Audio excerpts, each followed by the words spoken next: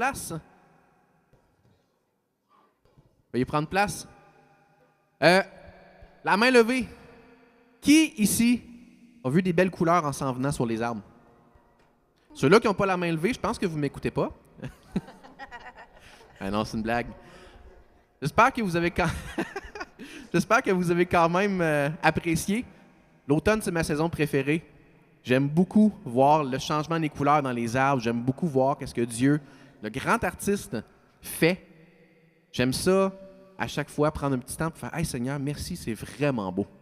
C'est vraiment beau, puis ça me fait du bien. » Alors ce matin, on va entendre le message de Silvio tantôt, mais là, tout de suite, on va chanter ensemble. Donc, je vous invite à vous lever, on va célébrer le nom de notre Dieu ensemble.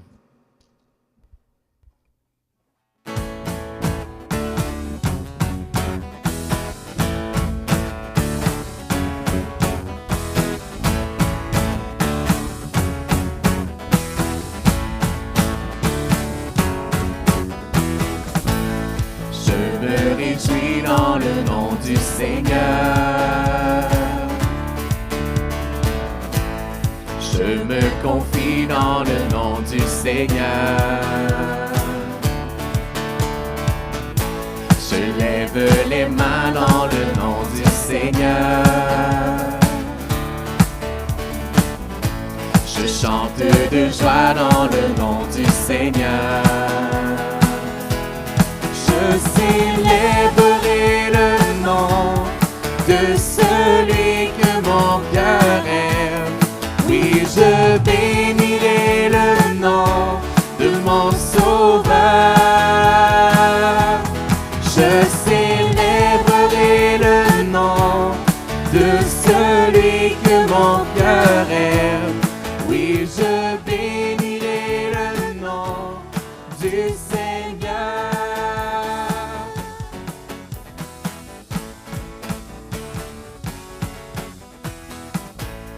Je me réjouis dans le nom du Seigneur.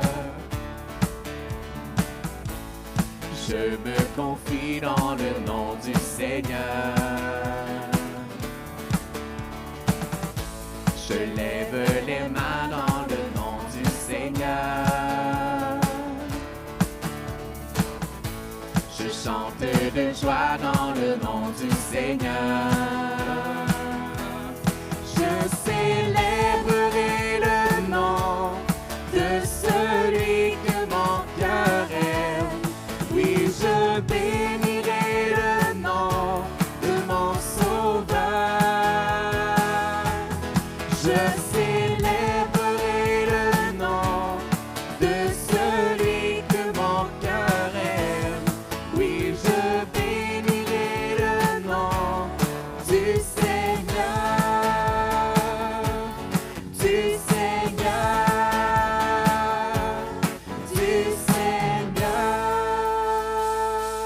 Continuons ça ensemble.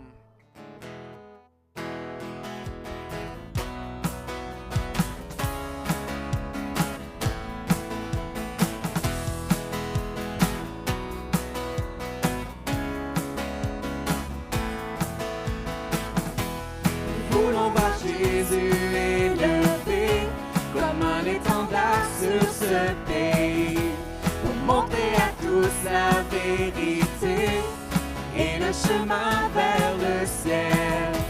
Nous voulons voir Jésus élevé comme un étendard sur ce pays, pour montrer à tous la vérité et le chemin vers le ciel. Nous voulons voir, nous voulons voir, nous voulons voir Jésus élevé. Nous voulons voir, nous voulons voir, nous voulons voir Jésus élevé. Pas à pas, allons de l'avant, peu à peu gagnons du terrain. La prière est notre puissance, les murailles s'écoulent à terre, à terre, à terre, à terre. Nous voulons voir Jésus élevé comme un étendard sur ce pays, pour montrer à tous la vérité et le chemin vers le ciel.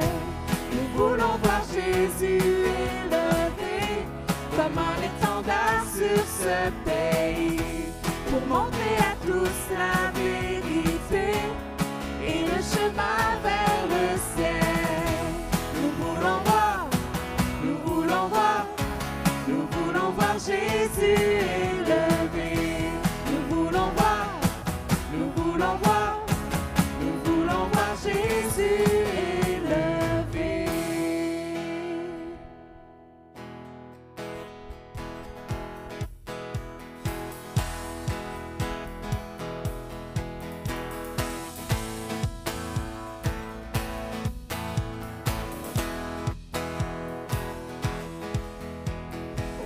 Seigneur, reconnaissance, son amour dure à jamais, car il est bon, il est au-dessus de tout, son amour dure à jamais. Chantons, louons, d'une main puissante et d'un bras tendu, son amour dure à jamais. Il nous donne une vie nouvelle, son amour dure à jamais. Chantons, louons, chantons, louons.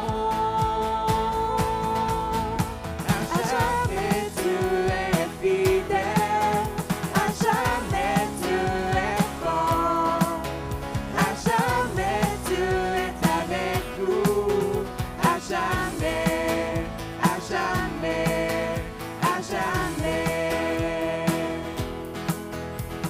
Du lever du soleil jusqu'à son coucher, son amour dure à jamais.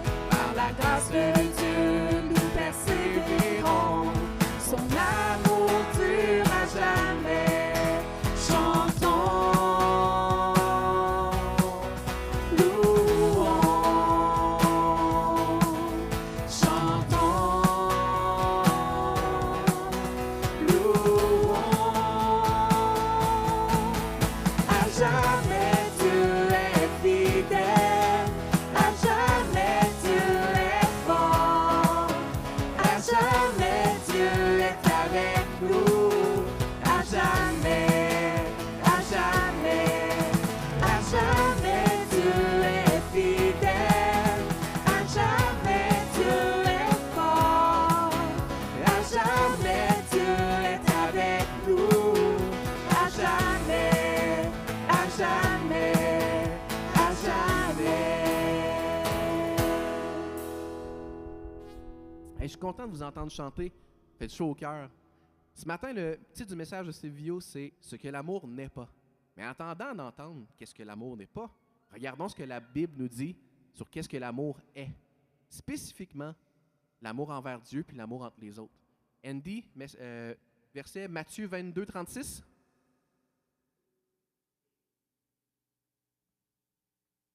Ah!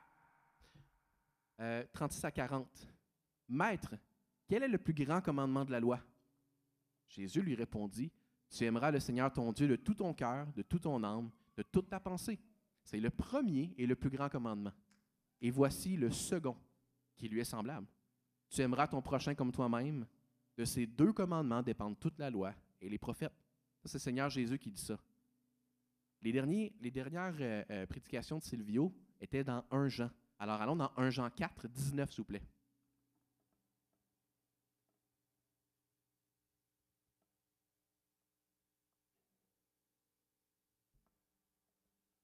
Pour nous, nous l'aimons parce qu'il nous a aimés le premier. Si quelqu'un dit « j'aime Dieu » et qu'il haïsse son frère, c'est un menteur.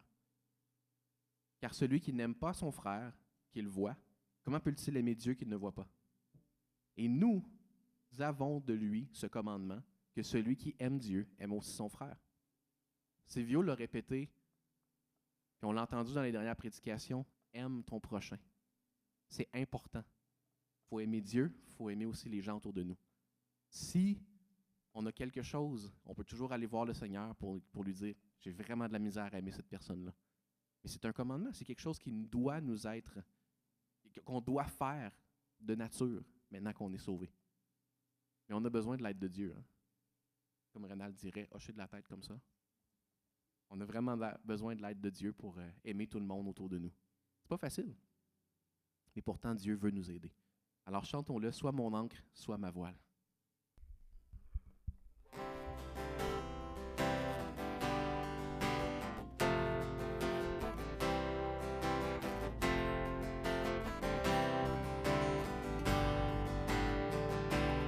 Dieu, tu es ma force, ma consolation, une lampe devant mes pas. Ta voix a triomphé de l'ouragan, remporté le combat. Tu m'offres chaque jour ton infaillible amour. Toi qui as fixé le cours des étoiles, sois mon ancre, sois ma voile. Tu étends mes ailes pour toucher les cieux, protégé par ta main. Ta grâce m'appelle à lever les yeux et suivre ton chemin. Tu m'offres chaque jour ton infaillible amour. Toi qui as fixé le cours des étoiles, sois mon ancre, sois ma voile. Ta miséricorde coule de la croix, ton sang m'a racheté. Tout ce que je suis me vient de toi, sans fin je te louerai. Tu m'offres chaque jour ton infaillible amour. Toi qui as fixé le cours des étoiles, sois mon ancre, sois ma voile. Tu m'offres chaque jour ton infaillible amour. Toi qui as fixé le cours des étoiles, sois mon ancre, sois ma voile. Seigneur Dieu, je te rends gloire que tu nous aides. Tu veux, Père, être le vent dans nos voiles. Tu veux être l'encre de notre vie. Ah, Seigneur, viens nous aider à comprendre ta parole pour t'aimer, pour te glorifier et aimer les gens autour de nous. Je te rends gloire, Seigneur. Amen. Chantons le gloire à Dieu.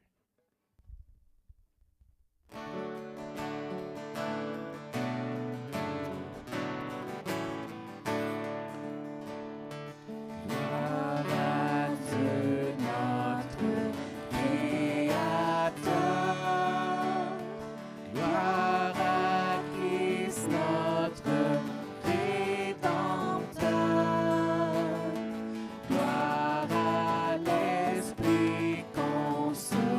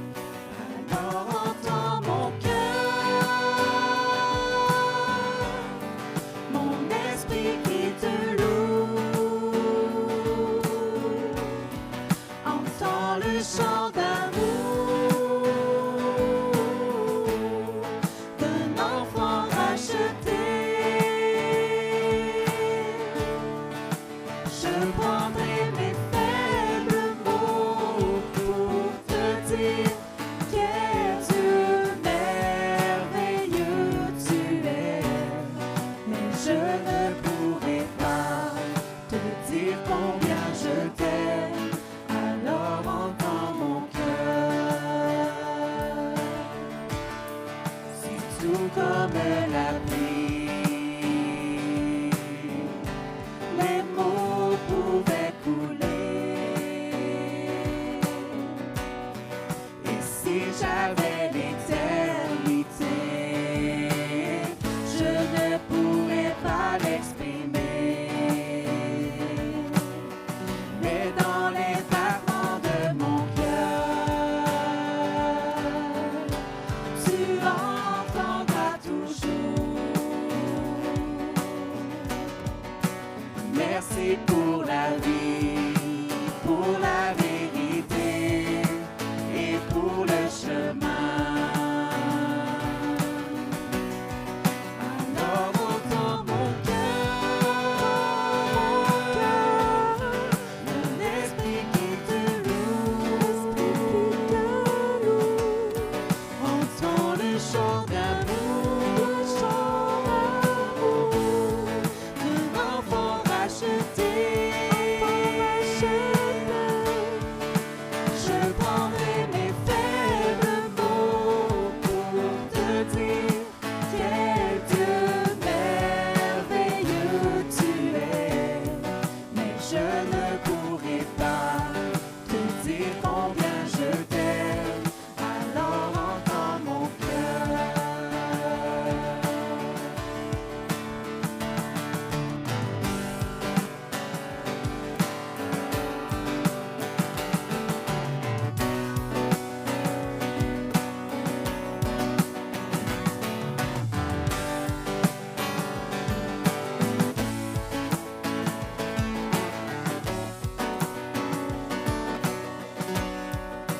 Tu sais nos espoirs, Seigneur, tu sais nos craintes, et nos mots sont bien trop petits pour dire tout l'amour que nous avons. Alors entends nos cœurs, nos esprits qui te louent, entends le chant d'amour,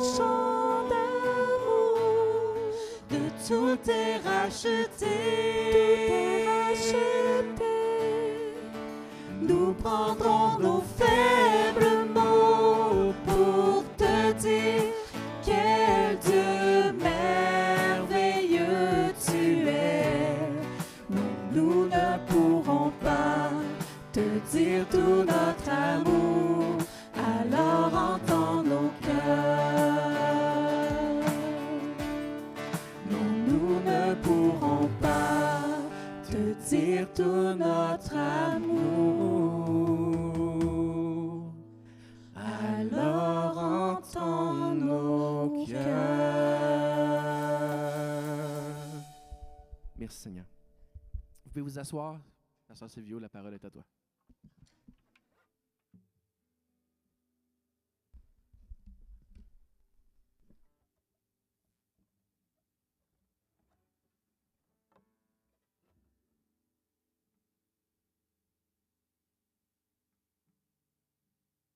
Alors, bonjour tout le monde. On demande au Seigneur de se mêler de ce qui se passe en bas et de ce qui se passe en haut. Donc, on commence ce matin une nouvelle série de prédications qui va suivre le livre Un mois, MOI, pour aimer l'essentiel.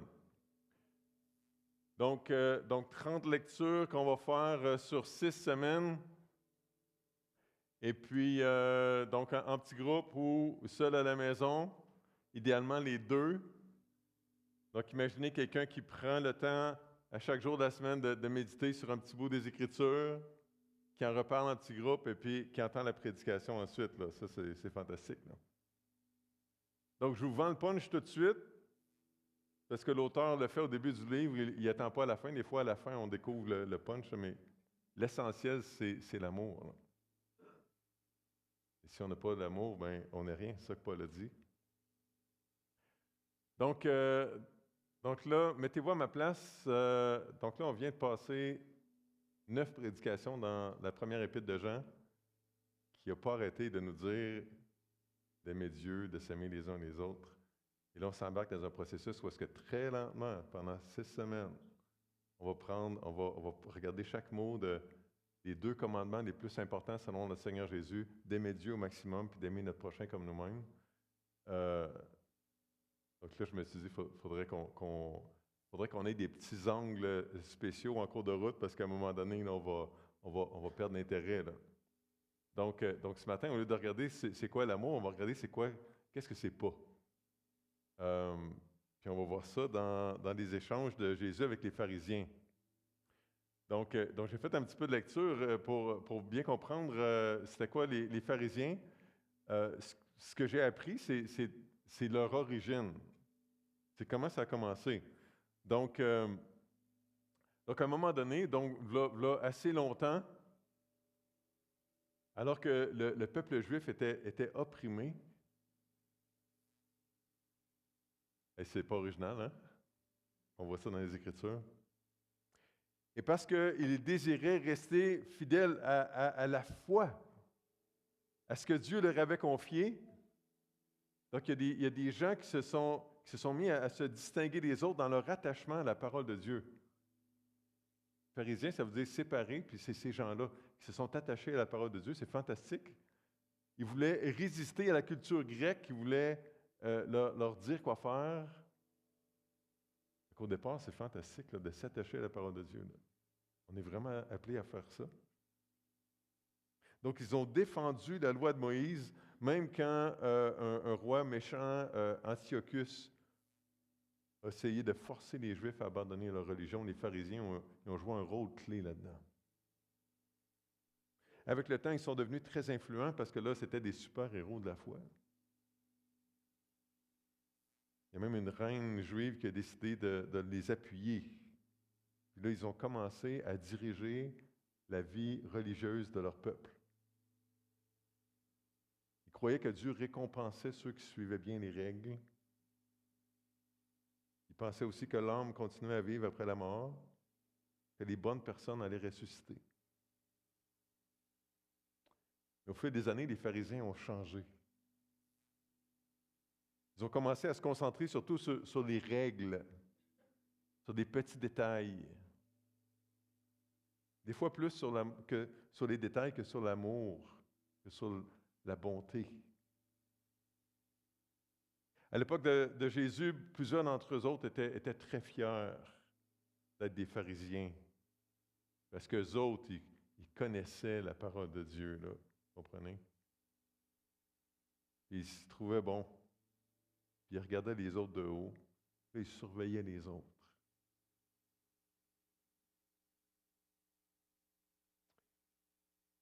Ils oubliaient peut-être les choses importantes.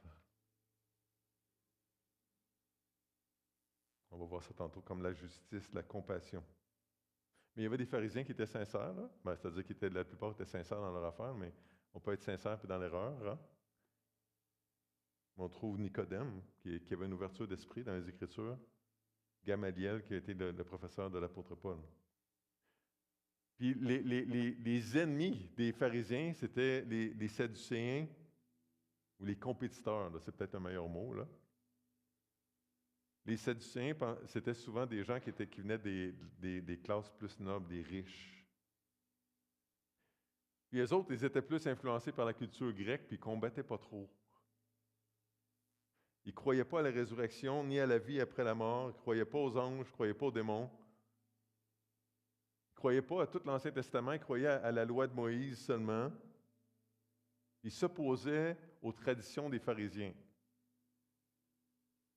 Les pharisiens, c'était le genre à dire, OK, s'il faut rouler, si la limite de vitesse c'est 100 sur l'autoroute, mais roule à 90 juste pour être sûr de ne pas pogner le 100, puis là, c'est 90 qui devenait la règle. Là. Puis là, ils jugeaient tous ceux qui roulaient à 90. Là. Ce genre de choses-là. Puis pour les Sadducéens, Dieu avait mis en place un système qui se gérait tout seul. Tu fais le bien, tu as des mauvaises conséquences. Si tu fais le bien, tu as des bonnes conséquences. Si tu fais le mal, tu as des mauvaises conséquences. Puis Dieu n'était pas trop impliqué là-dedans. Il avait juste mis ça en place, puis ça se réglait, ça se gérait tout seul. Un genre de karma, là, hein? Comme les hindous. Puis là, il y a les scribes là-dedans. Il y a ces deux groupes-là. Puis là, il y a les scribes qui sont des gens qui étaient instruits, qui étaient capables d'écrire. Souvent, c'est des secrétaires.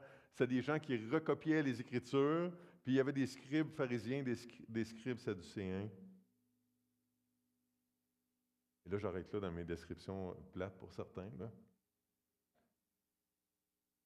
Mais ce que je veux dire, là, ce qui est important de se rappeler, c'est que toutes ces personnes-là étaient convaincues qu'elles avaient raison, qu'elles étaient dans le mille. Ils étaient convaincus d'être meilleurs que les autres, là, au-dessus de la mêlée, là, comme on dit. Et là, dans les tensions qu'il y avait entre eux autres, là, plus qu'il y en a qui tiraient d'un bord, bien, les autres, pour amener les gens dans la vérité, mais là, ils tiraient de l'autre bord. Là. Puis là, à un moment donné, on se ramasse avec des extrêmes, puis il n'y a plus de place pour le milieu. Puis souvent, la vérité est en quelque part là. Hein? Mais là, on se ramasse dans le champ des deux bords. Là. C'est ça qui se passait un peu. Là. Et là, Jésus arrive au milieu de tout ce monde-là qui se tiraille, puis qui s'ostine, puis là, ben, lui aussi, il est entré dans une confrontation avec eux autres. Ça s'est réglé, ça s'est pas réglé, mais ça a fini par une mort sur une croix. Là. Donc, je vous invite à tourner avec moi dans Matthieu 22. Tout ça pour comprendre le contexte dans lequel Jésus a dit, voici c'est quoi le plus grand commandement, c'est d'aimer Dieu au maximum, d'aimer son prochain comme soi-même. C'est dans un contexte de tension. Un contexte complexe, oui. Donc, on est dans Matthieu 22. On va lire quelques versets dans Matthieu 22, mais on va aller surtout dans Matthieu 23.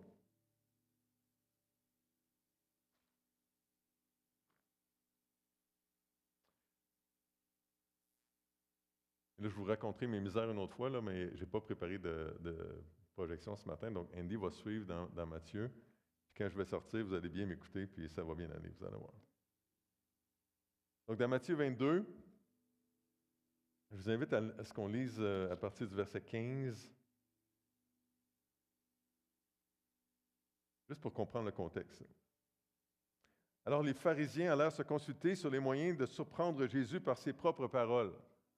Ben oui, les autres, ils se considéraient comme la police de la parole de Dieu, là. Ils surveillaient.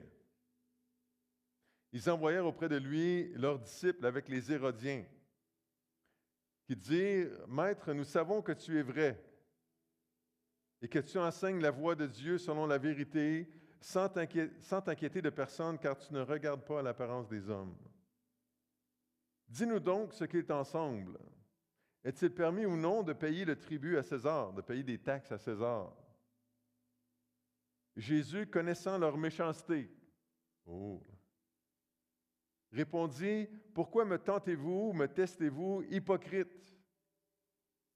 Visage à deux faces. Montrez-moi la monnaie avec laquelle on paie le tribut. » Ils lui présentèrent un denier.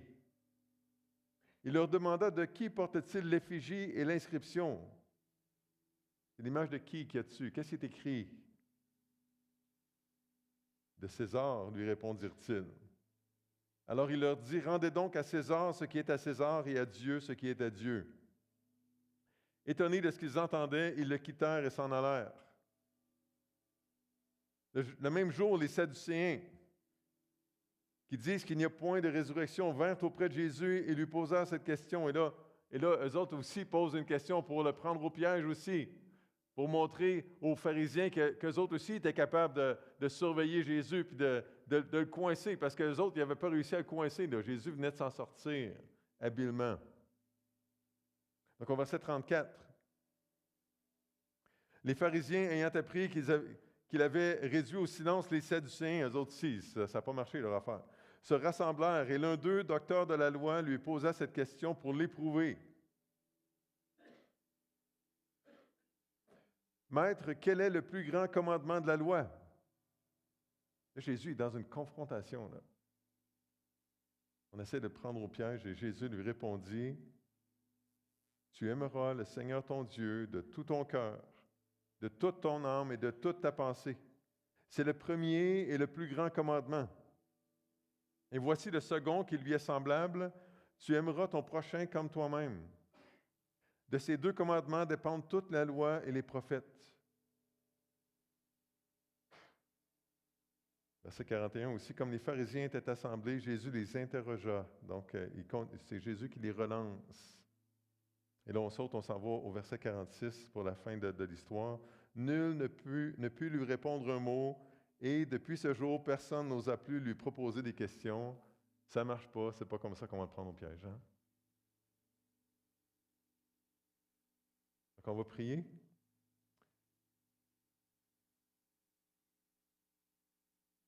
Seigneur, en lisant ce texte-là, on voit que Jésus a vu dans le cœur méchant des pharisiens.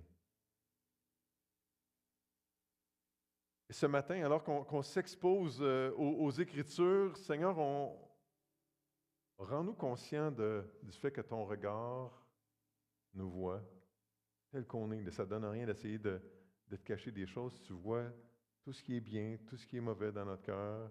Tu vois tout ce qu'on est en train de vivre, ce qui nous réjouit, ce qui nous attriste, ce qui nous encourage, ce qu'on trouve dur. Et là, Seigneur, ce matin, on te demande de prendre tout ça, de nous laisser nous concentrer sur toi, pour qu'on puisse comprendre ce que tu as à nous dire ce matin, à travers les Écritures. Parle à nos cœurs, pour qu'on puisse te ressembler à Jésus, sur le travail de ton esprit que tu as placé en nous. On t'en prie, dans le nom de ton Fils. Amen. Donc, dans chaque évangile, c'est comme ça. Ça commence tranquillement, puis là, la tension monte, puis là, Jésus est crucifié. Mais ce n'est pas la fin. Jésus ressuscite, hein? La victoire. La victoire. Donc, un contexte de confrontation.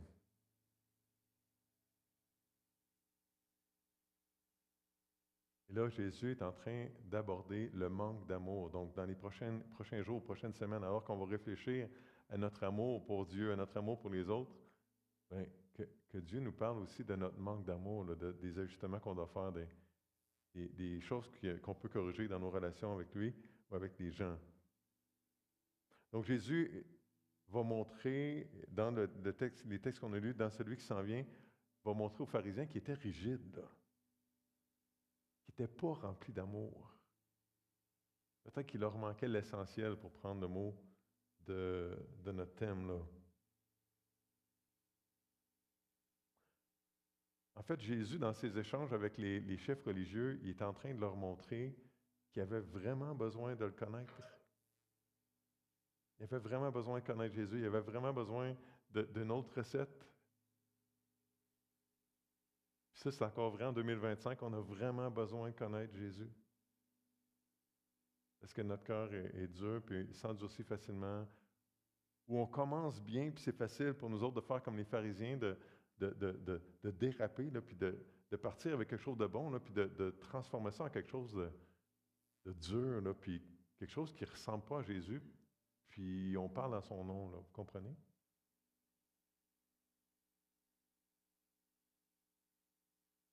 Donc Jésus a déjà dit aux pharisiens qui étaient ratoureux, là, sournois, ils essaient de le prendre au piège, hypocrites, méchants, alors qu'au départ, c'était des héros de la foi. Donc, on va survoler chapitre 23 pour voir encore plus ce matin qu'est-ce que Jésus dit des pharisiens.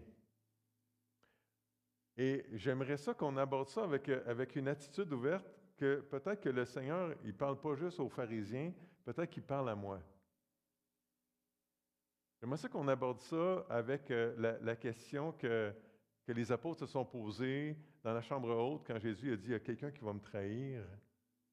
Et là, la question, c'était « Est-ce moi, Seigneur? » J'aimerais ça que ce matin, qu'on ait cette attitude-là. « Est-ce moi, Seigneur?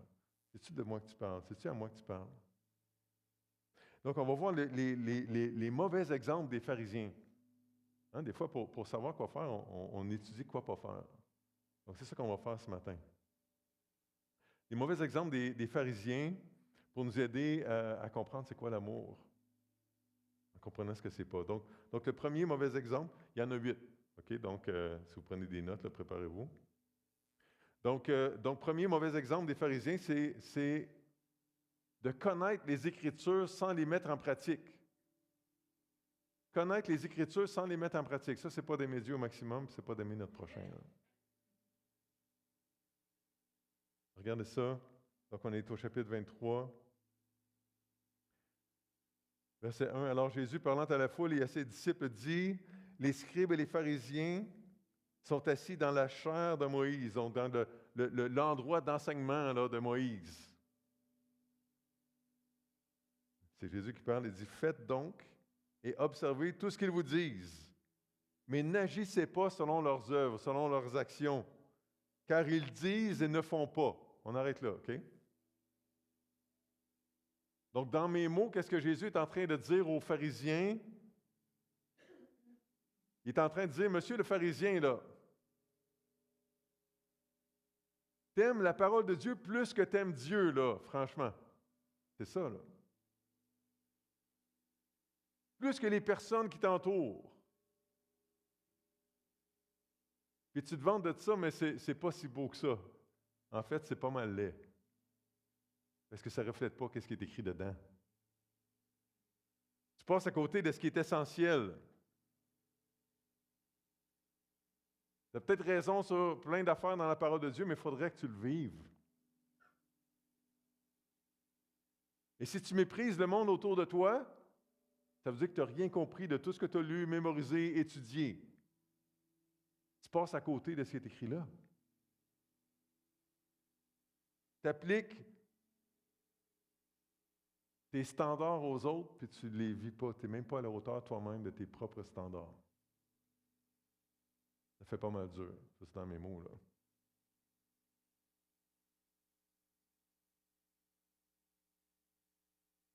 Romains 2, au verset 1, faites juste m'écouter, sinon on va être distrait. « Ô homme, qui que tu sois, toi qui juges, tu es donc inexcusable, car en jugeant les autres, tu te condamnes toi-même, puisque toi qui juges, tu fais les mêmes choses. » Ça ressemble à ça, hein? Dans Romains 2, Paul est en chemin là, pour démontrer que tous ont péché et sont privés de la gloire de Dieu. Même les pharisiens, même ceux qui connaissaient bien les Écritures, puis qui regardaient les autres de haut. À la fin du sermon sur la montagne, Jésus va dire qu'il y a deux groupes de personnes. Il y a les personnes qui écoutent, puis il y a les personnes qui écoutent. Il y a les personnes qui écoutent ce qu'il dit, puis qui le mettent en pratique, puis il y a des personnes qui écoutent ce qu'il dit, puis qui ne le mettent pas en pratique. Il dit, c'est pas assez de savoir. Il faut faire. Ça va ensemble. Donc, ceux qui écoutent ce que Jésus dit, puis qui le font, qui le mettent en pratique, sont comme une maison bâtie sur le roc, qui va faire face à toutes les épreuves de la vie, puis qui va rester. Et l'autre, une maison qui est construite sur le sable, qui va faire face à toutes les mêmes épreuves de la vie, et qui va s'écraser. Jésus dit, à la fin de l'histoire, sa ruine a été grande à cette maison-là. À la fin de Matthieu 7. Jacques s'en mêle et dit, « Mettez en pratique la parole et ne vous bornez pas à l'écouter en vous trompant vous-même par de faux raisonnements. » Jacques 1, 22. Autrement dit, si on ramène ça dans la vie de tous les jours, là, dis pas que tu aimes ta femme là, si tu sais qu'est-ce qui lui fait plaisir et que tu ne le fais pas. Là. Dis pas que tu aimes ton mari si tu sais qu'est-ce qui lui fait plaisir et que tu ne le fais pas. Dis pas que tu aimes Dieu si tu sais qu'est-ce qui lui fait plaisir et que tu ne le fais pas. C'est ça que Jésus dit aux pharisiens. Il dit, vous savez des choses, puis vous ne le mettez pas en pratique.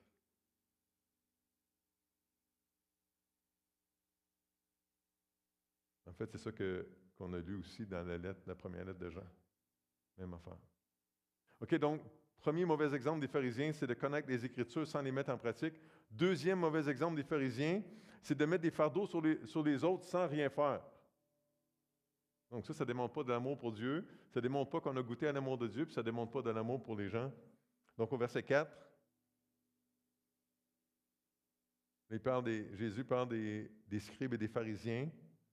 Ils lient des fardeaux pesants et les mettent sur les épaules des hommes, mais ils ne veulent pas les remuer du doigt.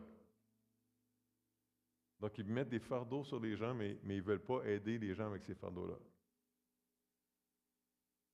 Dans mes mots, ce que Jésus dit aux pharisiens.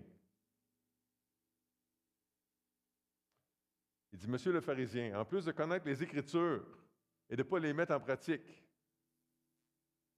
tu dis aux autres comment les mettre en pratique. Vraiment. Si tu aimes les autres, tu ne mettras pas des fardeaux sur eux autres. Puis si tu as vraiment quelque chose à leur communiquer qui vient vraiment des Écritures, ben, tu vas être un modèle, tu vas leur montrer comment faire, puis tu vas les aider. Tu ne feras pas juste leur dire quoi faire, tu vas les aider à le faire. Tu vas le faire avec eux autres. Ça, c'est l'amour, là. Tu vas aider les gens à obéir. Tu vas juste leur dire quoi faire. On a vu dans la semaine dernière ou la 2 semaines que les commandements de Dieu ne sont pas pénibles, hein, à cause de l'amour qu'on a pour lui, entre autres, et son esprit qui habite en nous. Je pense aussi à Jésus qui a dit, « Venez à moi, vous tous qui êtes fatigués et chargés, je vous donnerai du repos. Prenez mon joug sur vous. » Hein, le joug là, de l'animal qui tire. Et Jésus dirige. Laissez-vous diriger par moi. Prenez mon joug sur vous et recevez mes instructions, car je suis doux et humble de cœur, et vous trouverez le repos pour vos âmes, car mon joug est doux et mon fardeau léger. Matthieu 11, 28 à 30.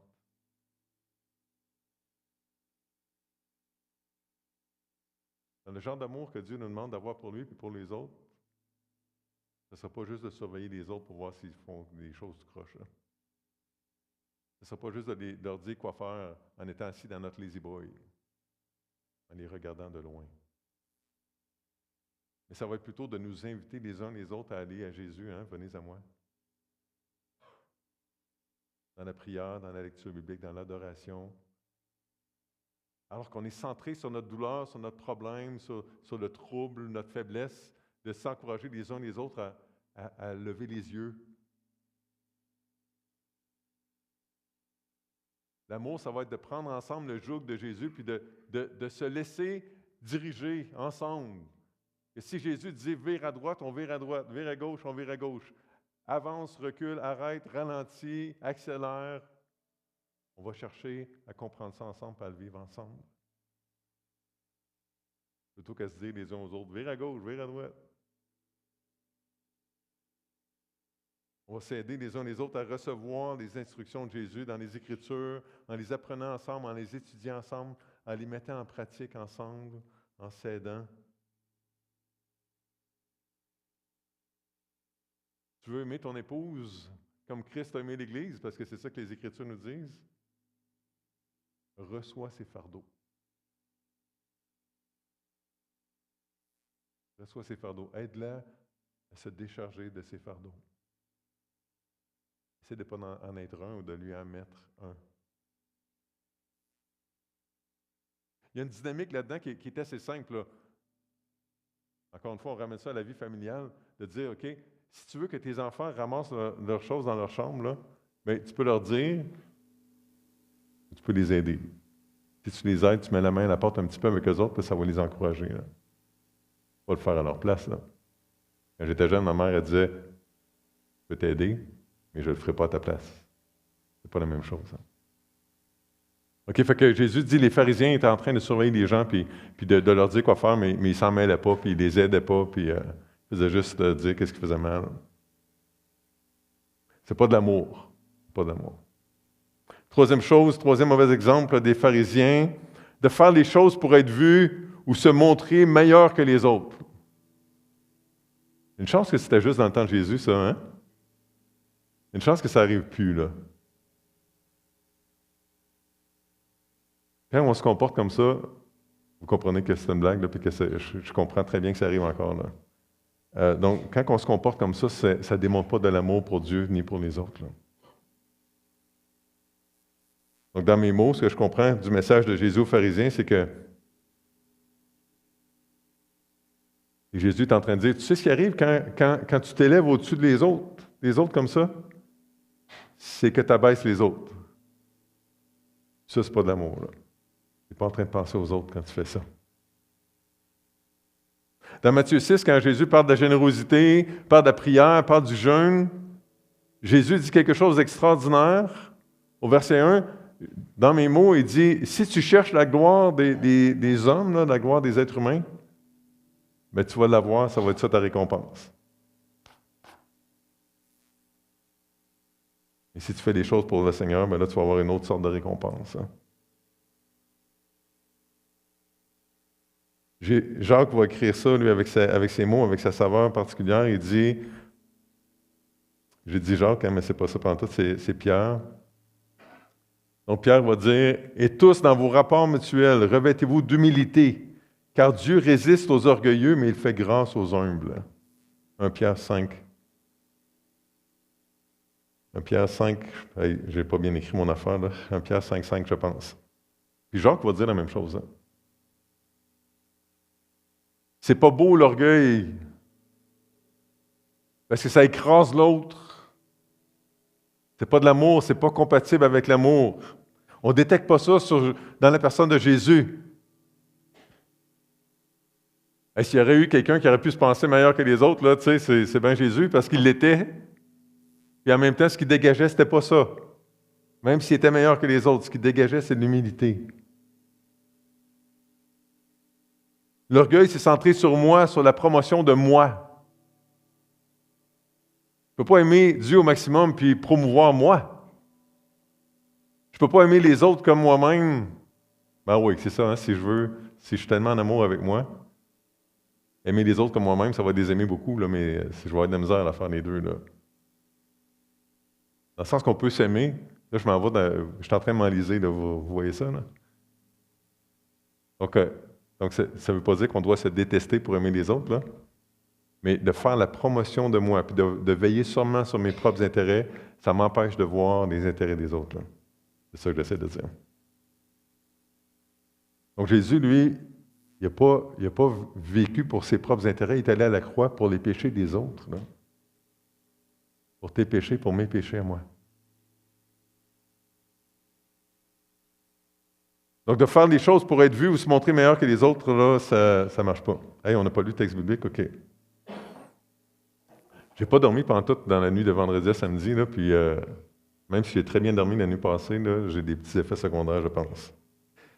OK, donc on regarde au chapitre 23, au verset 5. Parce que je veux que vous reteniez les paroles de Jésus plus que les miennes. Donc, verset 5, Jésus parle encore des pharisiens. Ils font toutes leurs actions pour être vus des hommes. Ainsi, ils portent de larges phylactères, donc des décorations là, sur leurs vêtements.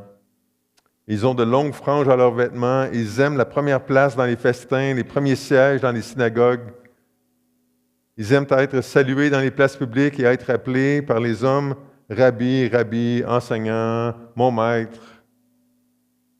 Mais vous ne vous faites pas appeler Rabbi, car un seul est votre maître, et vous êtes tous frères. Et n'appelez personne sur la terre votre Père, car un seul est votre Père, celui qui est dans les cieux. Ne vous faites pas appeler directeur, car un seul est votre directeur, le Christ. Le plus grand parmi vous sera votre serviteur, votre esclave. Quiconque s'élèvera sera abaissé, quiconque s'abaissera sera élevé. Au verset 14, à la fin, il dit, vous faites pour l'apparence de longues prières. Pour l'apparence. À cause de cela, vous serez jugés plus sévèrement. Donc, les pharisiens qui faisaient des choses pour se montrer meilleurs que les autres, pour avoir de l'attention. Donc, ça, c'est pas de l'amour. Quatrième chose qui n'est pas de l'amour, c'est d'être un obstacle pour ceux qui cherchent Dieu. Être un obstacle pour ceux qui cherchent Dieu. Donc, au verset 13, « Malheur à vous, scribes et pharisiens hypocrites, parce que vous fermez aux hommes le royaume des cieux, et vous n'y entrez pas vous-même, et vous n'y laissez pas entrer ceux qui veulent entrer. » Et là, au verset 15 encore, « Malheur à vous, scribes et pharisiens hypocrites, parce que vous courez la mer et la terre pour faire un prosélyte, pour gagner quelqu'un qui va vous suivre, qui va croire comme vous, qui va changer sa façon de penser. Et quand il l'est devenu, vous en faites un fils de la géhenne 2 fois plus que vous. » Dans mes mots, le message de Jésus aux pharisiens, c'est t'aimes pas Dieu, t'aimes pas les gens. Si tu es un obstacle qui empêchent les gens de s'approcher de Dieu, là. Tu devrais être en train de les aider à s'approcher de Dieu, pas d'être un obstacle. Jésus a dit de faire attention aux gens qui nous entourent, de prendre soin des autres, particulièrement les gens qui sont vulnérables. Jésus a dit des paroles mémorables là, au sujet des petits-enfants. Jésus a dit, « Quiconque reçoit en mon nom un petit enfant comme celui-ci me reçoit moi-même. Mais si quelqu'un scandalisait, faisait tomber un de ces petits qui croient en moi, il vaudrait mieux pour lui qu'on suspende à son cou une meule de moulin et qu'on le jette au fond de la mer. » Dans un autre texte, ça dit une grosse meule. Là. Une meule de moulin. À quoi ça pourrait ressembler en 2025? Quelqu'un qui est un obstacle à ceux qui cherchent Dieu. Là.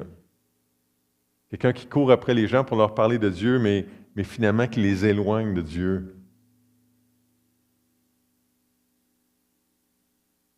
Ben, peut-être que c'est d'enseigner des mensonges ou des demi-vérités.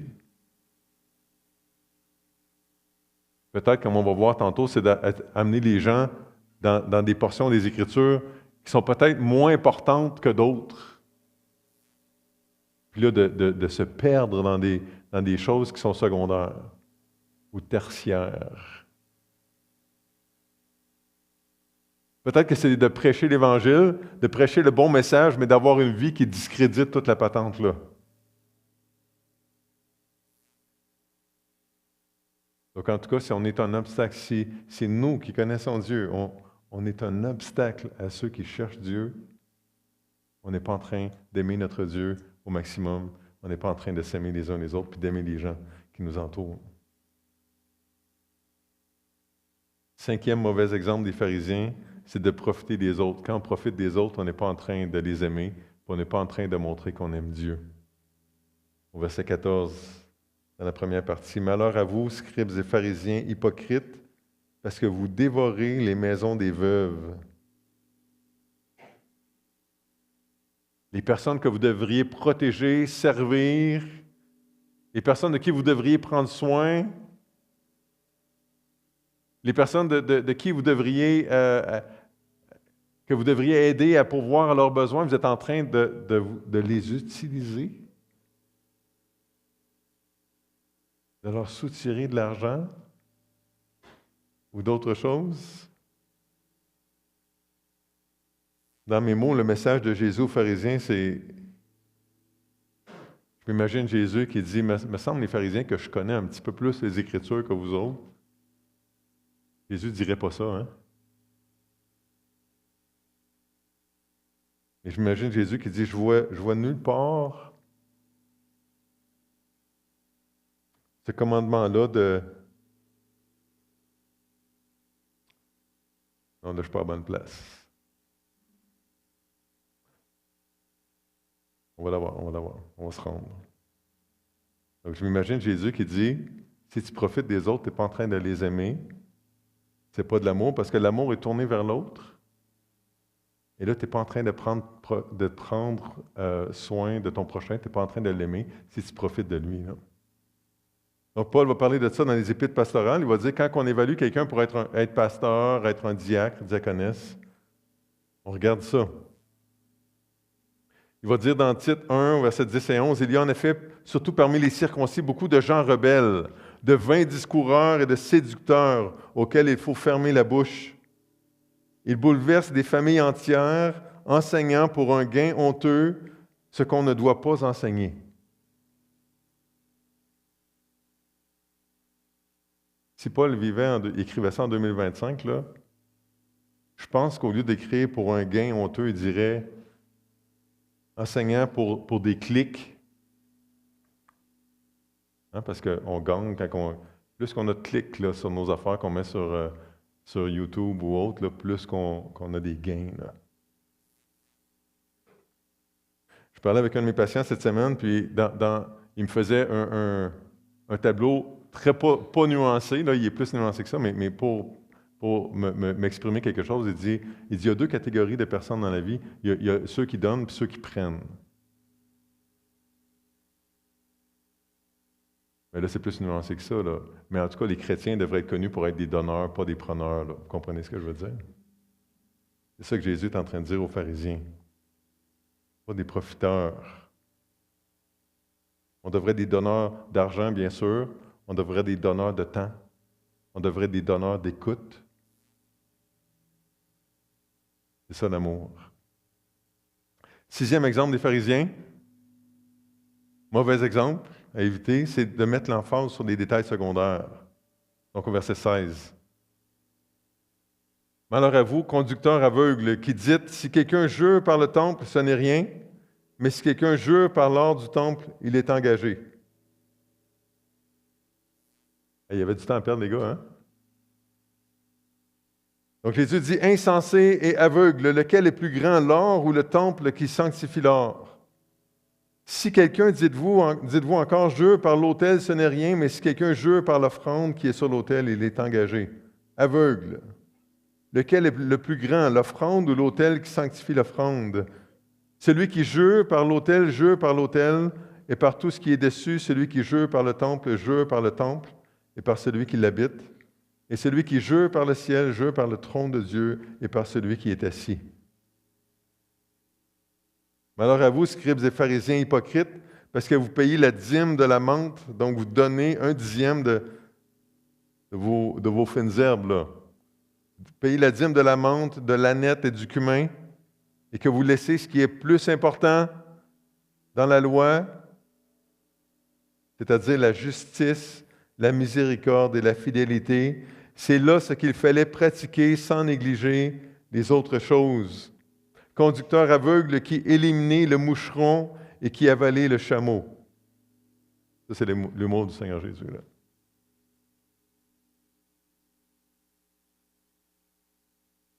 OK, là, c'est vrai, dans mes mots, là, que Jésus est en train de leur dire, mais qu'il ne leur dirait pas, là, il dirait, je connais plus les Écritures que vous autres, puis je vois ça nulle part dans les Écritures, de donner la dîme de vos fines herbes, les gars. Je ne vois pas ça. Hey, si tu veux donner tes fines herbes, là, puis que ça rend service à quelqu'un, que ça lui fait plaisir, là, ben vas-y, là. Mais il y a des choses plus importantes que ça qu'on retrouve dans les Écritures, comme les notions de justice, comme les notions de miséricorde, là, de prendre à cœur la misère de l'autre, comme les notions de fidélité à Dieu puis aux autres, de tenir parole, puis tout ça, là. Et toute leur affaire de jurer par le temple, l'autel du temple, tout ça, là. Jésus, il a simplifié ça, hein? Que ton oui soit oui, que ton non soit non. C'est ça.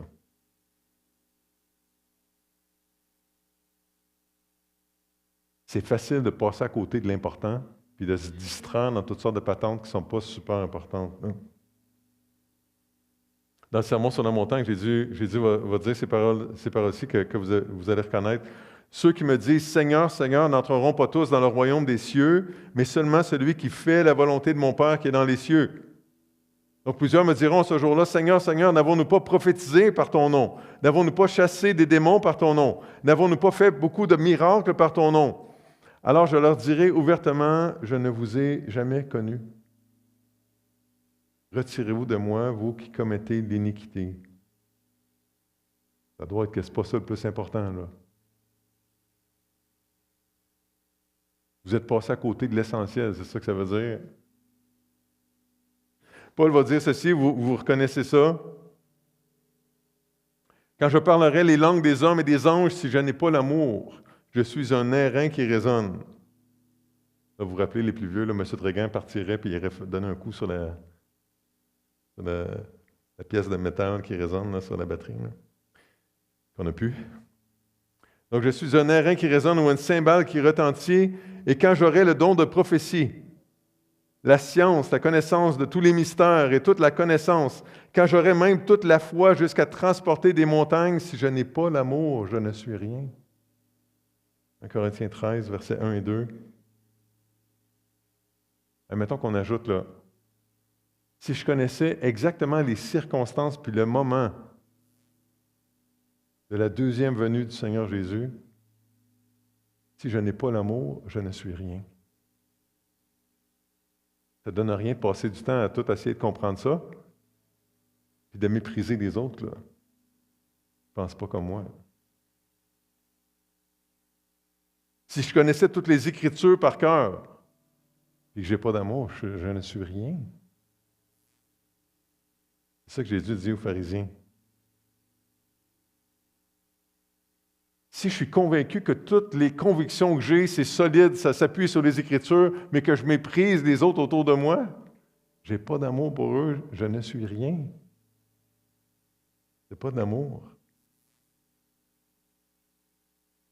J'avais une discussion avec un frère récemment, avec quelques frères, puis là, est-ce que l'être humain, il est fait de 3 parties ou de 2 parties?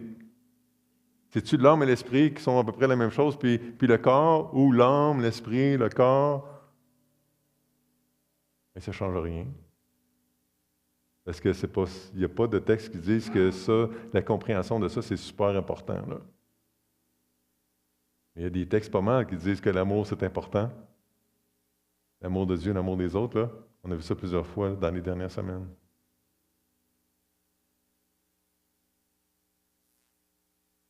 On manque d'amour pour Dieu, on manque d'amour pour les autres si notre emphase c'est sur les choses importantes, des choses qui ne sont pas importantes, secondaires. C'est un gros morceau, ça, parce qu'en 2025, là, au Québec, comme aux États-Unis ou ailleurs, là, c'est que les gens sont de plus en plus polarisés. Là. Ils sont de plus en plus divisés dans 2 camps. Là. Il y a de moins en moins de monde, en quelque part au milieu ici. Là. Et là, les gens disent, chaque groupe dit qu'il a raison. Là. Et celui qui ne pense pas comme moi, là, c'est pas juste mon ami qui ne pense pas comme moi, c'est mon ennemi. Là, Jésus dit, c'est pas d'avoir raison qui est important, c'est de s'aimer. C'est de s'aimer, d'avoir de l'amour les uns pour les autres. C'est pas de l'amour, ça, de se braquer comme ça. Au moins, si on se chicanait sur des choses importantes, là, sur des choses prioritaires. OK, donc, de mettre l'emphase sur les détails secondaires, ça, c'est pas de montrer de l'amour pour Dieu, ça démontre pas qu'on connaît Dieu, qu'on est aimé de lui, ça démontre pas de l'amour pour les autres. 7e mauvais exemple des pharisiens, c'est de vivre pour les apparences puis camoufler le péché. Ça démontre pas de l'amour pour Dieu puis pour les autres, verset 25. Malheur à vous, scribes et pharisiens, hypocrites, parce que vous nettoyez le dehors de la coupe et du plat, et qu'au-dedans, ils sont pleins de rapines et d'intempérance. Donc, la rapine, là, je n'ai pas pris le temps de vérifier, là, mais c'est tout ça, c'est pas bon, là. Hein? On comprend ça, là. Pharisiens aveugles nettoient premièrement l'intérieur de la coupe et du plat, afin que l'extérieur aussi devienne net. Malheur à vous, scribes et pharisiens hypocrites, parce que vous ressemblez à des sépulcres blanchis qui paraissent beaux au dehors et qui, au-dedans, sont pleins d'ossements de mort et de toute espèce d'impureté. Vous, de même, au dehors, vous paraissez juste aux hommes, mais au-dedans, vous êtes pleins d'hypocrisie et d'iniquité. Dans mes mots, Jésus est en train de dire aux pharisiens, là, les pharisiens, vous avez l'impression que je me répète, là, mais je vais me répéter quand même.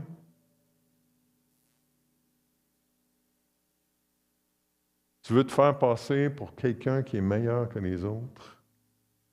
Tu veux te faire passer pour quelqu'un qui pêche moins que les autres? Tu sais pas que mon Père sait déjà qu'est-ce qu'il y a à l'intérieur de ton cœur, que tu ne peux pas vraiment le cacher, malgré les apparences? Je vais te proposer une autre tactique. Hein? Jésus, c'est pas ça qu'il veut, c'est pas ça qu'il propose. Il propose qu'on aime Dieu, qu'on aime notre prochain. Dans Matthieu 9, Jésus, les ayant entendus, leur dit, « Ce ne sont pas ceux qui se portent bien qui ont besoin de médecins, mais les malades. Allez et apprenez ce que signifie « Je prends plaisir à la miséricorde et non au sacrifice, car je ne suis pas venu appeler des justes, mais des pécheurs. » Matthieu 9, versets 12 et 13. Ça, c'est l'Ancien Testament que Jésus cite, là. Samuel va dire ça à Saül. Saül qui a désobéi à Dieu, là, plus qu'une fois, puis qui dit « Ah, je vais offrir des sacrifices, blablabla. » Puis Samuel dit « Non, non, c'est pas ça que Dieu veut. Pas des sacrifices. » Je méditais le psaume 50 cette semaine, Dieu dans sa grandeur, dans sa sainteté, puis il dit, penses-tu que j'ai besoin de tes sacrifices? Là? Tous les animaux m'appartiennent déjà. Pas besoin de ça, c'est pas ça que je veux. C'est pas ça que je veux le plus.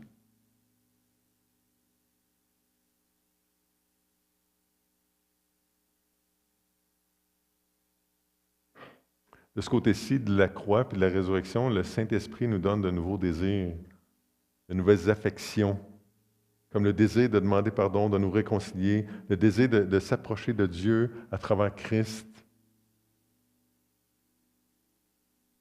Pourquoi si on vit tous les mêmes affaires, là, puis je l'ai dit récemment à partir d'ici, là, mais je répète, là, je ne me rappelle pas de la dernière fois que j'ai entendu quelqu'un me parler d'un de ses péchés qui était très original. Pourquoi est-ce qu'on n'en parle pas, là? On choisit les personnes avec qui on en parle, les contextes, tout ça. Dernièrement, je parlais avec quelqu'un qui me partageait les bienfaits d'avoir quelqu'un à qui de parler de ce qu'il vivait, de son péché. C'est une façon intéressante de vivre l'amour de Dieu et l'amour du prochain, hein? En faisant confiance à Dieu, en faisant confiance à mon prochain, en lui partageant qu'est-ce qu'il y a dans mon cœur. Et ce qui arrive souvent, c'est qu'il y a un effet domino, là. Ça pousse l'autre à combattre son péché, à le confesser, à en parler, puis là, on devient des alliés, plutôt que de vivre chacun de notre bord, puis de dire, il n'y a pas personne qui pêche comme moi, puis de croire l'ennemi de nos âmes qui nous fait croire qu'on est les seuls à vivre ça, parce qu'on vit tous pas mal les mêmes affaires. Donc, de vivre pour les apparences, de camoufler le péché, c'est pas compatible avec l'amour. Et dernièrement, huitièmement, de célébrer ce qui est mauvais. Ça ne démontre pas de l'amour. Donc, au verset 29. Malheur à vous, scribes et pharisiens hypocrites, parce que vous bâtissez les tombeaux des prophètes et ornez les sépulcres des justes, et que vous dites, si nous avions vécu du temps de nos pères, nous ne nous serions pas joints à eux. Nous ne serions pas joints à eux pour répandre le sang des prophètes. Vous témoignez ainsi contre vous-même que vous êtes les fils de ceux qui ont tué les prophètes. Comblez donc la mesure de vos peurs. Serpents, race de vipères, comment échapperez-vous au châtiment de la géhenne? C'est pourquoi voici, je vous envoie des prophètes, des sages et des scribes. Vous tuerez et crucifierez les uns, vous battrez de verge les autres dans vos synagogues et vous les persécuterez de ville en ville, afin que retombe sur vous tout le sang innocent répandu sur la terre depuis le sang d'Abel, le juste, jusqu'au sang de Zacharie, fils de Baraki, que vous avez tué entre le temple et l'autel. Je vous le dis en vérité, tout cela retombera sur cette génération. Donc, dans mes mots, Jésus est en train de dire aux pharisiens, tu te vantes de certaines choses dont tu devrais avoir honte, là. Dieu dit à travers la bouche du prophète Ésaïe, « Malheur à ceux qui appellent le mal bien et le bien mal, qui changent les ténèbres en lumière et la lumière en ténèbres, qui changent l'amertume en douceur et la douceur en amertume. » OK, donc, de façon très transparente, là, avouons donc que quand on lit ça, on pense aux autres, là. Qui changent le mal en bien puis le bien en mal. Qui appellent le mal bien puis le bien mal. Mais là, on se pose la question, est-ce moi, Seigneur, qui fais ça?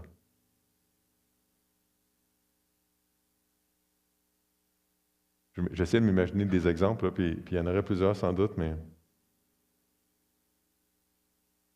mettons un contexte où est-ce qu'on dit à quelqu'un, « Hey, j'ai pas passé par 4 chemins, j'ai dit la vérité d'en face. »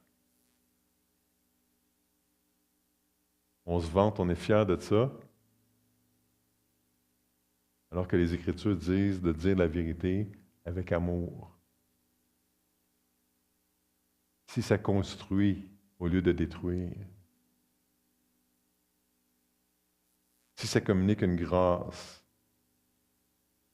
C'est possible des fois qu'on fait comme les pharisiens, on se vante de choses dont on devrait avoir honte, là.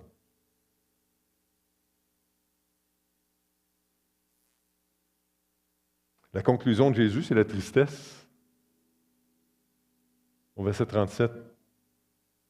Jérusalem, Jérusalem, qui tue les prophètes et qui lapide ceux qui te sont envoyés, combien de fois ai-je voulu rassembler tes enfants comme une poule rassemble ses poussins sous ses ailes, et vous ne l'avez pas voulu. Voici votre maison vous sera laissée déserte, car je vous le dis, vous ne me verrez plus désormais jusqu'à ce que vous disiez, Béni soit celui qui vient au nom du Seigneur. En tout cas, dans l'échange entre Jésus et les pharisiens, Jésus dit, vous manquez d'amour, là. Il ne dit pas comme ça, mais c'est ça qu'on constate, là.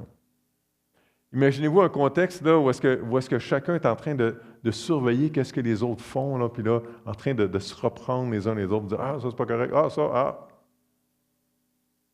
Imaginez-vous, là, ça serait comme de se promener en ville, là, puis qu'il y ait toujours un char de police qui suit derrière, là, tu sais. Et on serait toujours ses nerfs, hein? Même si on n'a rien à se reprocher, à un moment donné, on va dire « Il va sûrement me pogner à faire de quoi, là, tu sais. » Des fois, juste le stress, hein, ça c'est pour... On ne peut pas vivre comme ça, là, notre vie chrétienne. Là. Ça, c'est pas de l'amour. On ne peut pas dire qu'on laisse tout passer, puis qu'on ne se parle pas de la vérité, puis de ce qu'on observe. C'est pas ça, mais c'est que là, on est en train d'essayer de vivre la grâce puis l'amour que Dieu a eu pour nous. Puis de s'aider, puis d'attirer l'attention les uns des autres sur des choses qu'on a besoin de changer ensemble. Bien, ça, si c'est fait habilement, là, c'est un acte d'amour. Là. Je vous invite à tourner dans le psaume 54, puis on va terminer avec ça. Dans ma lecture cette semaine, je ne pouvais pas me détourner de ce verset-là, que je ne vous ai pas dit encore. Là.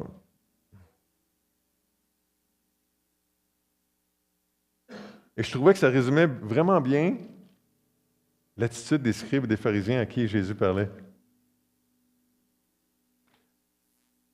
Je trouvais que ça résume vraiment bien qu'est-ce que Dieu s'attend de moi, puis qu'est-ce que Dieu s'attend de nous. Donc, dans le psaume 54 au verset 5,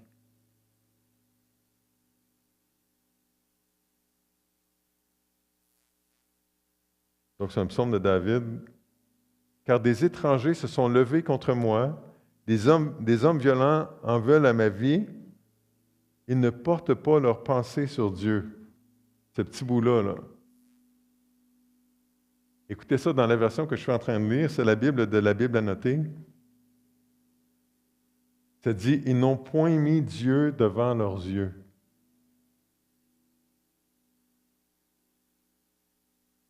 C'est ça de manquer d'amour pour Dieu.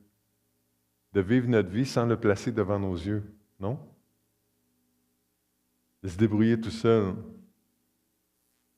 Quand on oublie Dieu et qu'on le laisse de côté, on est rarement très habile dans nos relations d'amour avec les autres. Là. Donc, c'est un résumé. Est-ce que je mets Dieu devant mes yeux? Est-ce que j'essaie de vivre ma vie chrétienne sans Dieu? Est-ce que je fais comme les pharisiens et que j'accorde la priorité aux Écritures sans accorder la priorité à Dieu? Est-ce que je suis comme les amis de Job, quand j'accompagne quelqu'un, quand je rencontre quelqu'un, que je vais lui dire plein de choses que je sais, là, sans être attentif à ce que cette personne-là est en train de vivre?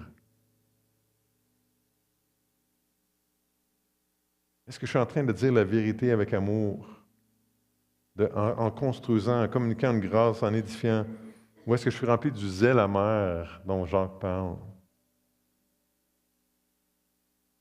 Je vous invite à réfléchir à ça, alors que cette semaine et dans les prochaines semaines, on réfléchit à l'amour. De réfléchir à ce que c'est pas aussi. J'invite l'équipe de louange à s'avancer, puis on va prier ensemble.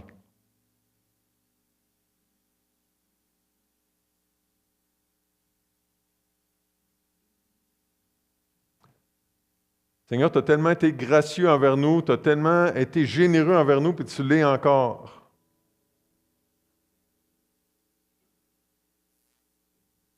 Voudrais-tu nous aider à t'aimer en retour?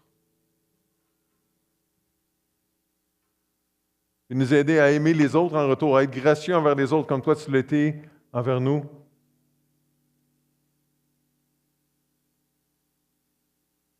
Sans camoufler le péché, sans l'ignorer, sans faire comme s'il n'existait pas, mais en aimant vraiment.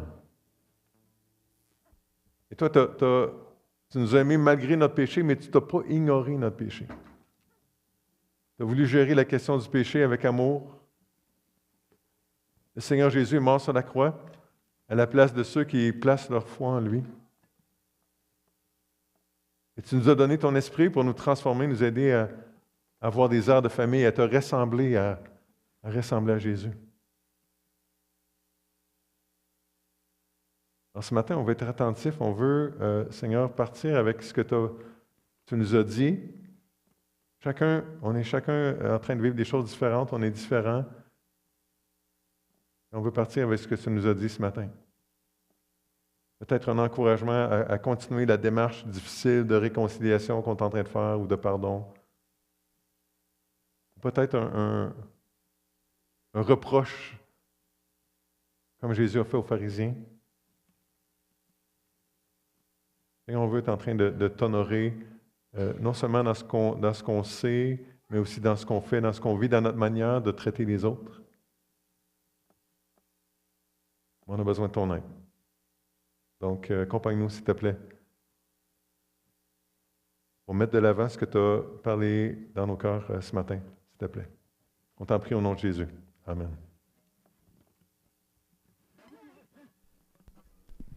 Alors, à ce moment-ci, je vous inviterai à vous lever. Le prochain chant, si vous ne savez pas comment dire à Dieu que vous avez besoin d'aide, si vous ne savez pas comment dire à Dieu que vous l'aimez, ou que vous voulez simplement l'exprimer,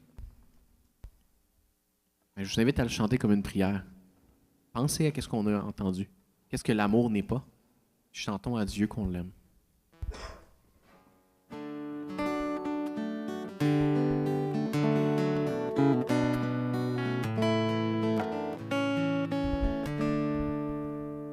Mon Jésus, je t'aime, je sais, c'est à moi.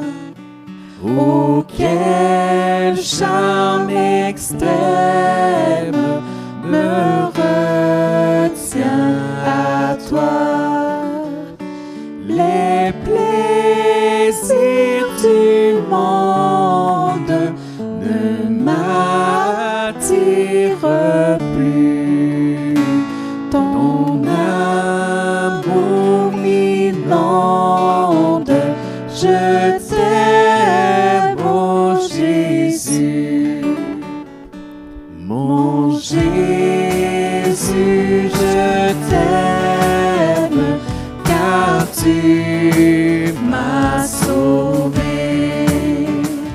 En t'offrant toi-même, ton sang m'a lavé. Sur la croix bénie, pour moi tu mourus.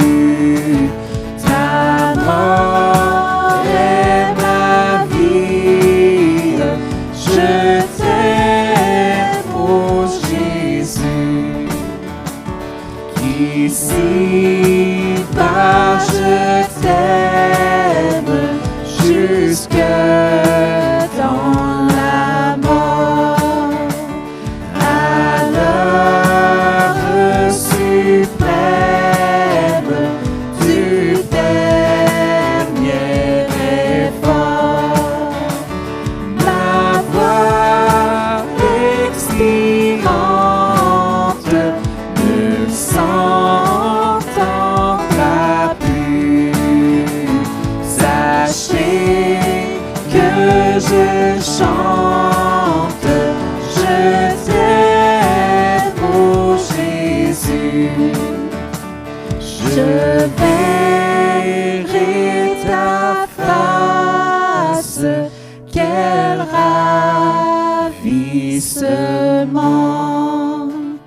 Je louerai ta grâce éternellement et dirai sans cesse avec les élus l'hymne d'allégresse. Je t'aime, oh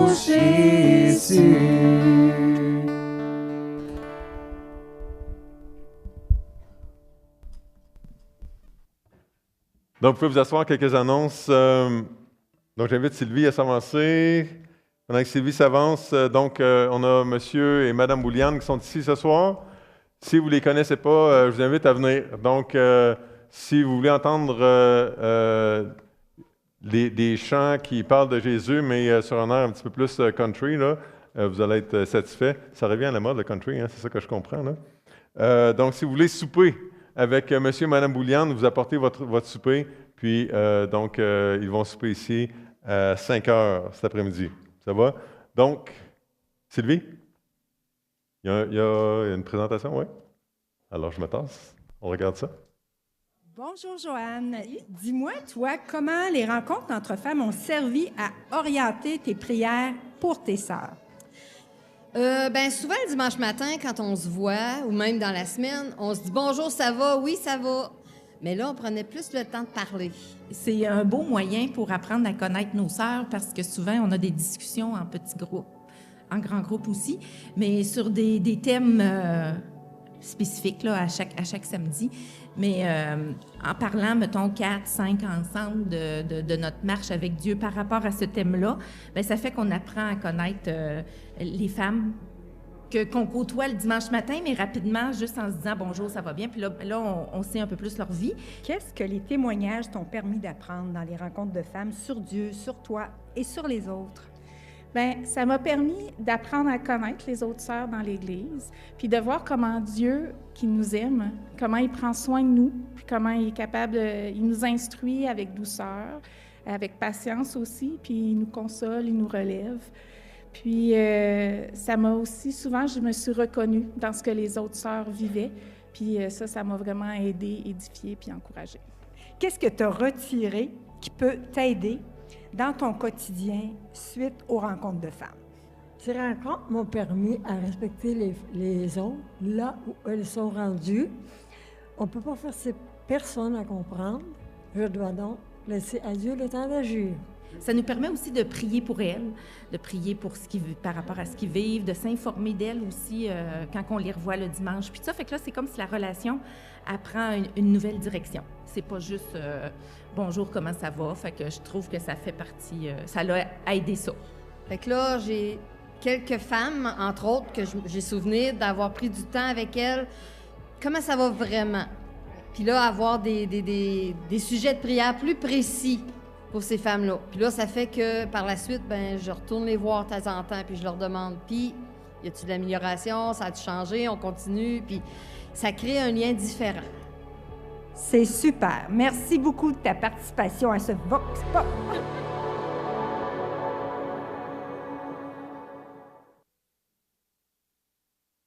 Voilà, les rencontres entre femmes vont débuter la semaine prochaine.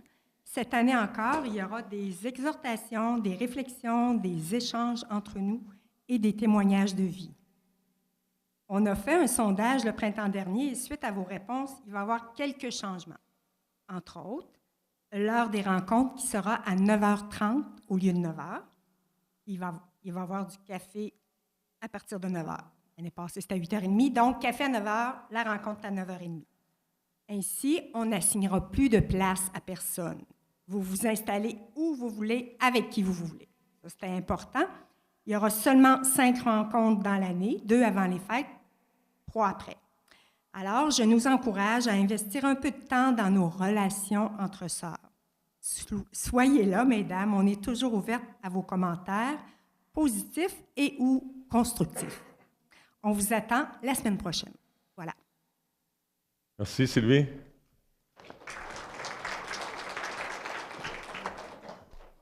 Donc, ce que je comprends, c'est quand une femme nous dit que ça va bien, il ne faut pas la croire, là. C'est ça? Les hommes non plus. Donc, ça veut juste dire que je n'ai pas le temps de tout expliquer. Hein? Nous autres aussi, les hommes, là, on va avoir un déjeuner là, dans le mois d'octobre. J'oublie la date, là, le 25 octobre, donc on va vous en reparler bientôt. Là. N'oubliez pas la collecte Opération Enfant Noël dimanche prochain.